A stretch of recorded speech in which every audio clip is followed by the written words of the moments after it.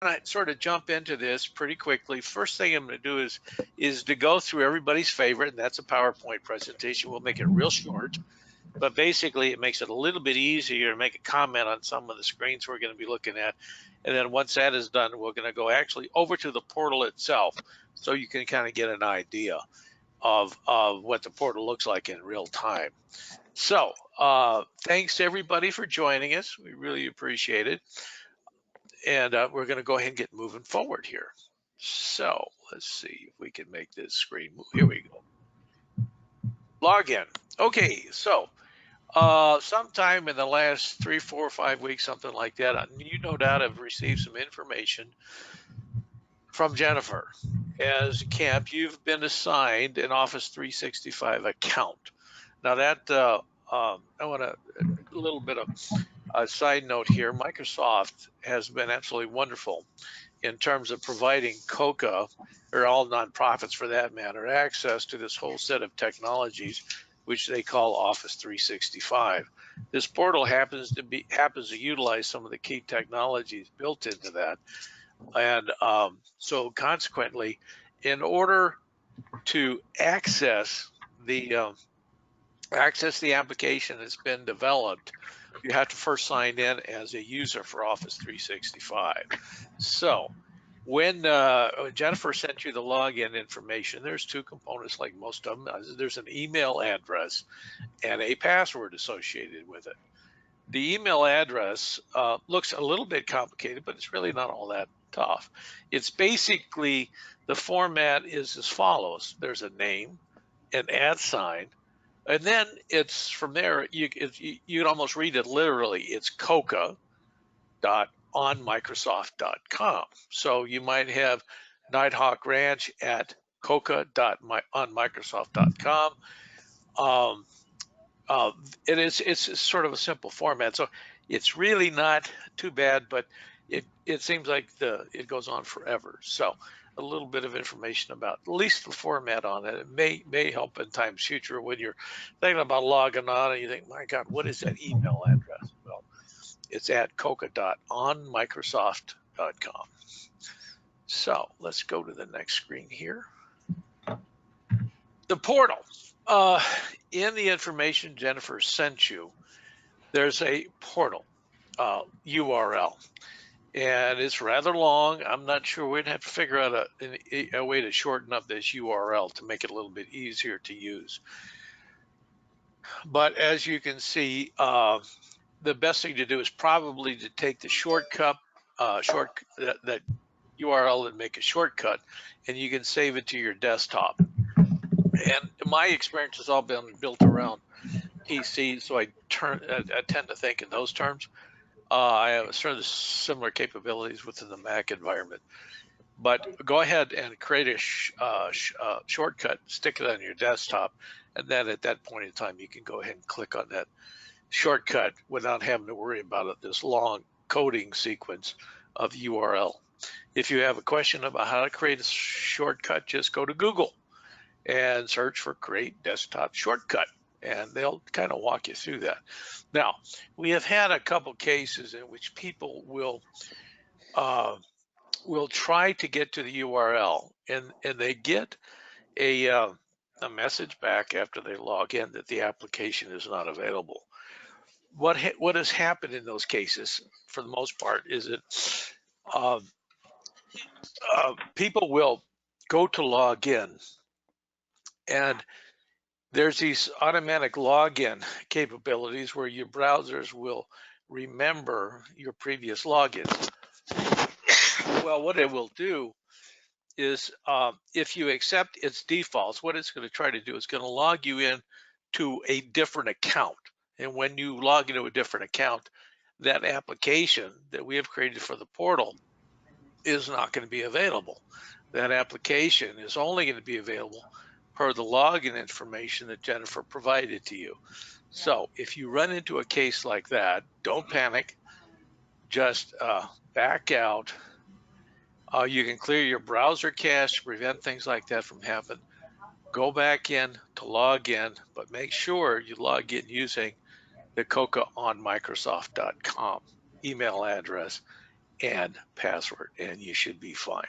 This is what the login screens look like. If you click on that URL, you're going to see, first of all, a sign-in screen. It's going to ask you for an email address, and then it's going to ask you, subsequent to that, a password. And this is where sometimes people get kind of messed up a little bit, because if you have a Microsoft account, it will tend to log you into a default Microsoft account. When that happens, the application won't show up. So if anybody has any questions, please speak up. I want to make sure that you understand what we're going through here. I have been looking at this kind of stuff for the last 4 months, and I tend to go a bit fast. And if that's the case, it's more important that we slow down and answer your questions. So if there are any questions out there at this point, okay, we'll go to the next. Now, once you log in, it should take you directly to this portal screen. As a camp, you're going to get a welcome message. It says, welcome. This happens to be Camp Sunshine at Sebago Lake. It's set up in such a manner, it recognizes your login information, and then the system is subsequently set up such that as you begin to progress through the portal, it automatically records that information that you input against the Camp Sunshine, Sebago Lake, or Kids Cancer Alliance, or Nighthawk Ranch records. So this is the way to make sure you're going to be looking at the right thing. Excuse me. So anyways, as a camp, this is what you're going to see. Visitors see a little bit different. Administrators see a little bit different. We're trying to keep things as simple as possible, such that when you log in as a camp, what you're seeing is relevant to the needs of you as a camp and us as collecting information from a camp.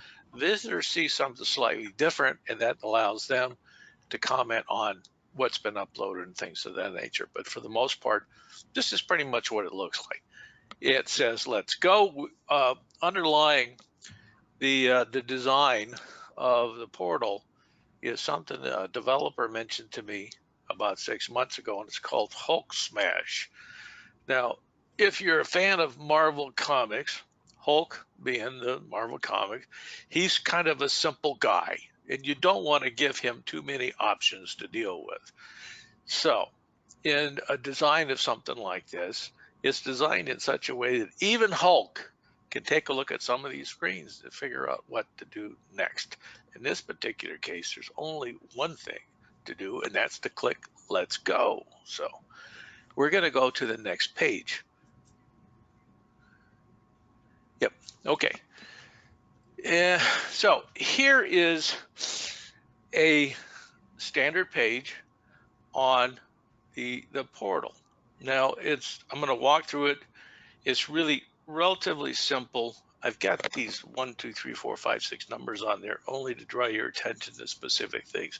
This is not going to look like, you won't be seeing those faded blue numbers. You'll be just seeing the underlined screens. In addition to this, what we're looking at here right now just happens to be a screen for standard 1.1. Now there's multiple screens. There's one screen for each one of the COCA Gold Ribbon standards. So what you will end up doing is you're going to be, when you click let's go, it's going to take you to the very first standard 1.1. We'll go, as you click next, it'll take you to standard 1.2, and all the sequence all the way through each one of the individual COCA Gold Ribbon standards. The screens remain the same. They're going to look the same. So once you kind of get the hang of dealing with the first screen, the second screen, you're going to be dealing with, I think there's 16 separate screens in here.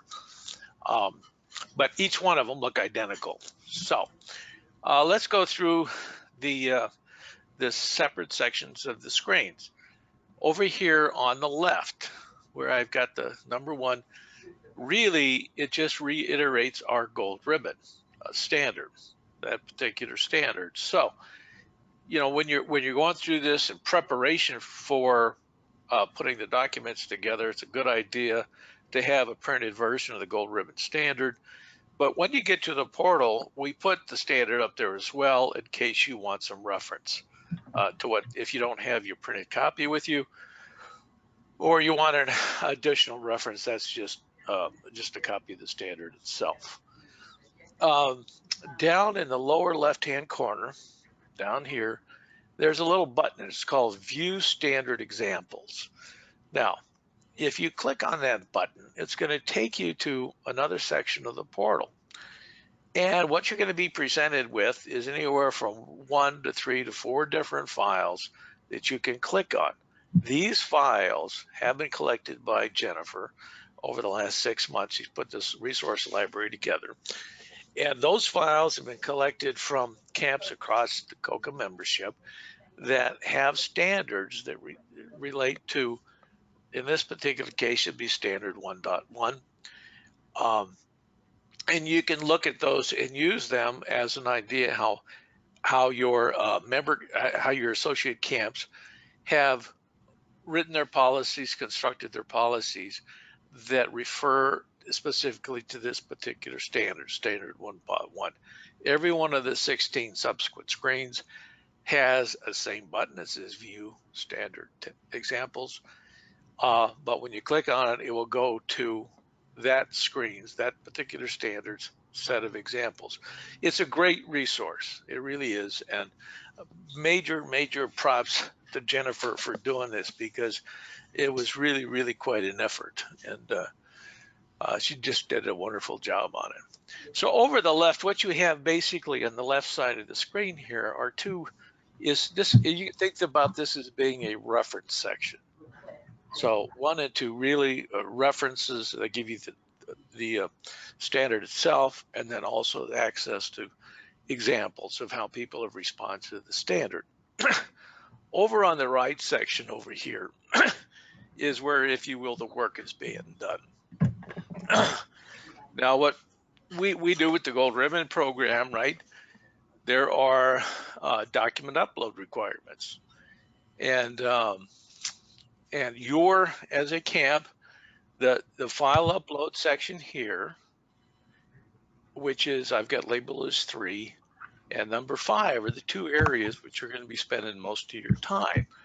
File upload section is not unlike things that you typically see across the internet, where you click this select file button. It's going to open File Explorer for you. You select the file that you want to download and select it that meet the requirements of, say, standard 1.1 in this particular case. The way this system works right now, you click on select file. I think I've got an additional screen here we're going to take a look at. You select the file out of Windows Explorer. You have to put a name on the file. Okay, it's not automatic like in a lot of other cases, and you can name it whatever you want to name it, right? You can put your camp's name in there. You can put a description of the file. You can name it the same name that currently exists in your system. Okay, now what you'll notice down here is an upload button. If you select the file, that right now this upload button is disabled. It's grayed out like that. It remains grayed out until such point in time as a file is selected and a name is added. Once a name is added into this dialog box, this button becomes enabled. You click it and it will go ahead and upload the file and save it to the cloud for us. Now, what you will notice, one thing I do want to point out, is that regardless of what you name the file here, when that file is uploaded to the cloud and saved, we do some things to that file name. And this is over here, it's a little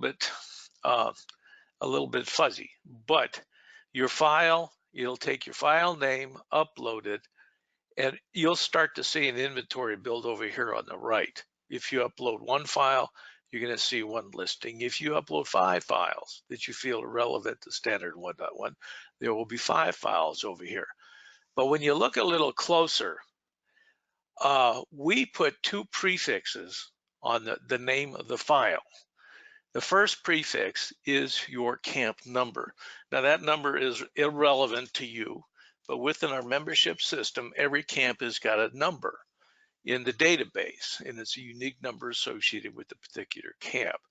So typically the first 3 digits of the name of the file as it appears over here will be the number of the camp itself.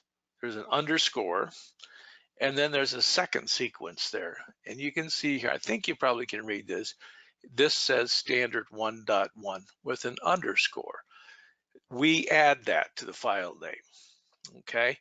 And then after that is what you happen to name the file itself.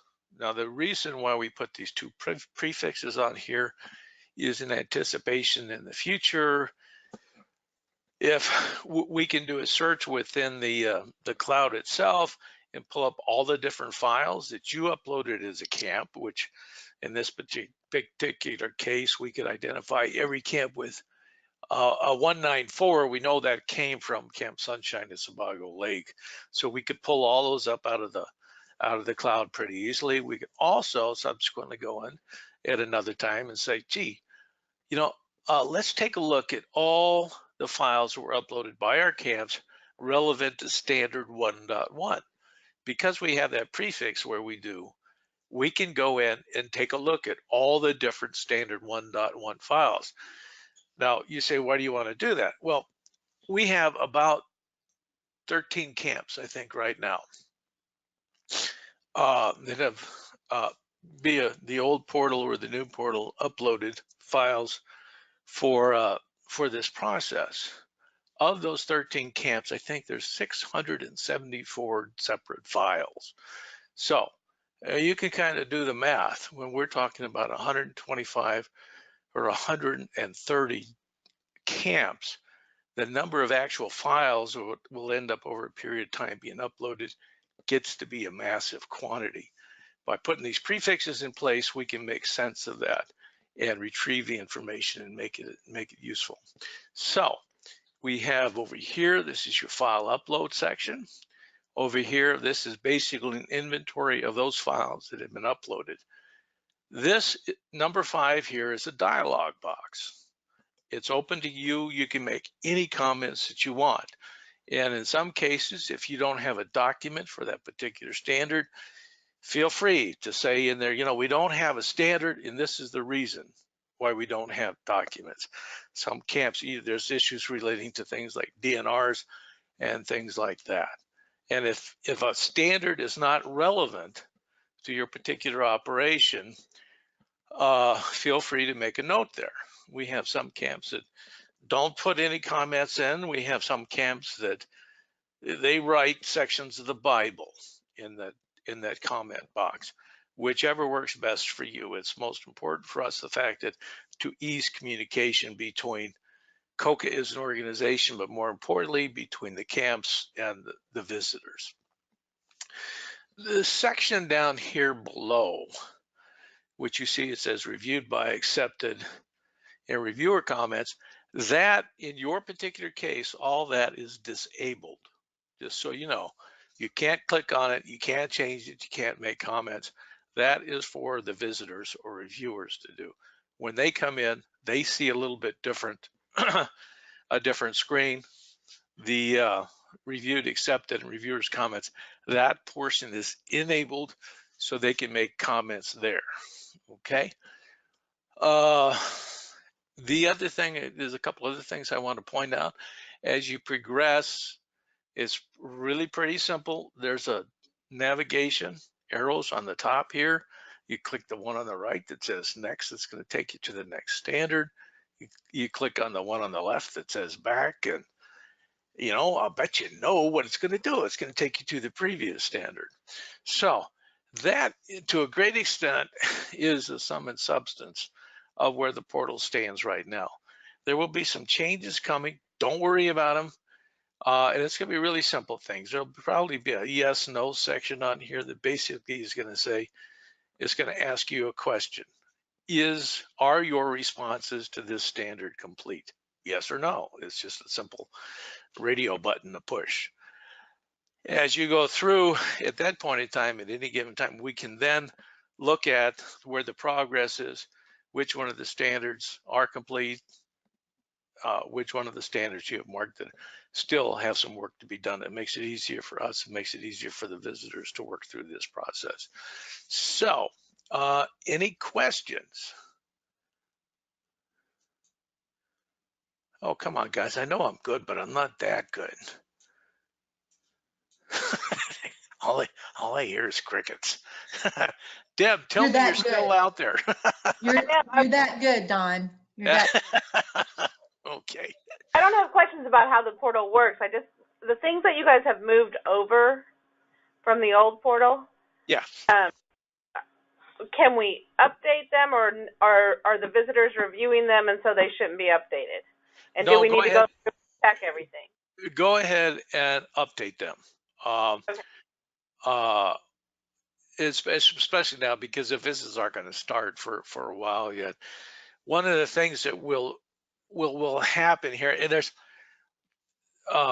you will be present when you update something. Okay, whether it's one thing or 5 things, there's, and this is something that'll probably be in place in the next 3 weeks. When you update something and you save it, you will be asked, do you want to notify the visitors of this change? Oh, okay. And if you say yes to that, that will automatically send an email to them to say a change has occurred. Go take a look at this. So, but please feel free to go ahead and update it as things stand right now, because at the end of the day, there's still, we're trying to make the document review done, have most of that work done before the visit actually occurs, right? But I mean, if there's some updates occur, there's no doubt during that visit you can cover anything additional there as well, so that nothing's lost in the long run. Make sense, Deb?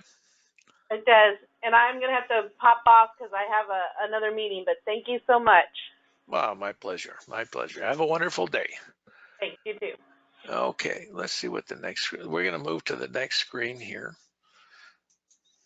Okay, one thing I do want to point out, and I once again apologize a little bit about the fuzzy nature of this.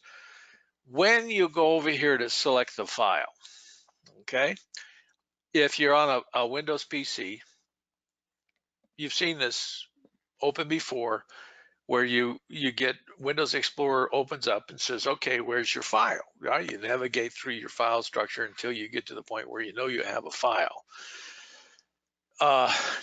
One thing you have to be aware of, down here at the bottom, you've got a dialog box that says file name, and then over here on the right, just above the open button, that designates the File Explorer what types of files to look for. The default, it's a structural anomaly. The default for that particular box tells File Explorer to display basically image files, which would be JPEG files, BMP files, PNG files, GIF files, things like that. Because it's set to default like that, you may not see your document files, you may not see your PDF files. And all you need to do, though, is just to go down into this dialog box. You click on the down button. It gives you the option to show all files. Once you do that, this your file list now will include all the files within that particular directory. If you don't do that, all it's going to do is going to show the image files, and that can be a little bit confusing. So it's a glitch in the system. I know that Microsoft is working on it. And hopefully it'll be cleared up here sometime in the future. So, any questions? Going to move forward? Okay. This is uploading. I would just reiterate what we said before. Select your file, upload the file, make sure you put the file name in here. Until the file name is input, if this upload button remains disabled, once you put a name in here, click on upload, then it's all good to go. Okay, let's see here. Now, when you exit the app, let me see if I can get back to the previous screen. Well, when you exit the app, it's just like most apps. You'll see there's a little X in the top right corner. Because of the way this works is you will exit the app and it's a good chance you're going to see a standard screen like the one I just showed you. Just click on close at that point in time. You're still within when you see this, you're still within the Office 365 system, and you just need to back out one more step from there. So that's it. That's it. Now, anybody have any questions? No questions. Okay. Jennifer asked me to kind of actually go to the portal just to kind of give you an idea what a real live portal looks like. I've already logged in. I happen to log in this particular case as Camp Sunshine at Sebago Lake. Click on Let's Go, and we're going to be seeing the same, basically the same screens we've gone through already. But this is what it looks like in real life. You've got the back button and the next button for navigation. This is the exit button out here. You click click save. That saves everything to the database. It's set up right now, although as well is when you click next or back, it saves everything to the database. So we're trying to make it such that regardless of what you do, the information is going to be saved so things don't get lost. Over here is the standard itself. Let's click on View Standard Examples here real quick. Let me show you this. And this happens to be 1, 2, 3. We've got four examples here you can look at that have been uploaded in the past that people have used to respond to standard 1.1. If you notice, I was talking over here, your select file button. I click select file. Down here, you'll notice it says image files. And it basically shows, it's only going to show image files. But if I click this to all files, this starts to fill out. So that's sort of what I was talking about before. So if you go over here to select a file, you don't see it, you know it should be there. Make sure you go down here and click on this file format dialog box, and your file should then show up. So well, let's do something here real quick. Let's give you an idea here. I have no idea what these files are. Okay, we'll just stick a list up there. I'm going to call this list. Now, if you notice, let me back this out. This upload button is disabled, and it's going to remain disabled until I put a file name in here. Once I put a file name in here, now you can upload the file. So it's going to upload the file. Thinking, and you can see here now, I have got my camp ID number, which for Sebago Lake is 134 _ the standard itself, was standard 1.1, and then the name of the file. So that file was uploaded. It's here. It can be reviewed then by the reviewers and keeps everything easy to do for everybody. If you happen to upload a file and you decide, gosh, I don't want that file there, you go over here, click this little trash can, and it's going to delete that file. If you want to take a look what the file looks like, you can click on this download button, and it should open it. And the reviewers will be using this for that particular purpose. As I said before, you can put all your comments in here that you want to put in. And it's a good tool to use. So feel free to use that. If you notice down here in the bottom right, like I was talking, this section down here is for the visitors / reviewers, and this is what they see. In your particular case, this is disabled. In the same token, a lot of the things up here are disabled for the visitors. So that being said, Jennifer, I think I'm done. I am going to go ahead and click the exit button. We're going to close out from there, and we'll see where we end up. Oh, right there. Okay. Jen, help me out here. Anybody have any questions, comments?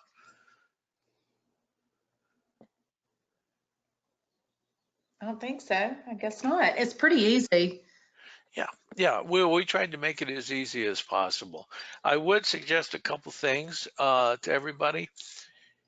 First of all, if you're using this and you're working through it and you say, there's a great way to improve this thing. There's a way to improve this thing, or I don't understand this thing. This confuses me a little bit. Please reach out, let me know. We're at a point here where things can be changed pretty quickly on this. It's been designed in such a manner to make it as user friendly as possible. And Lord knows, when you're trying to collect all of these standards and match your policies and procedures against gold ribbon standards, I think we all recognize that is a challenge. And the last thing we want to do is to have something up here, this gold ribbon portal, that adds to the challenge. We want to make this thing a tool that makes the process as simple as we possibly can, as opposed to making it more complicated. So if you run into any problems, don't assume the problem is yours. Never assume the problem is yours. Just pick up the phone, get on an email, send a text, let us know. I'm having a problem here. And help me out, and we'll do our best to work through that as much as possible. In addition to that, I think Jennifer is going to be sending everybody sort of a printed version of what you just saw. So if it's of help at all, keep it handy. It might help you work through that process. So, Jennifer, back to you. I guess that's it. Does anybody else have any questions? If not, we'll say so long and good luck with camp this summer. Let us know how we can help you. This is Leah. This looks like a great system. Thank you guys for putting all the time and effort into it. It looks like it's going to be wonderful. We hope so. Thank you. Appreciate it. Renee, any questions? No questions. I'm good. Oh, Thank okay. you. All right, my friends. Have a wonderful camping season and look Thank forward to you. hearing from you. Thanks. Bye-bye. Bye, Bye. everybody. Bye, guys.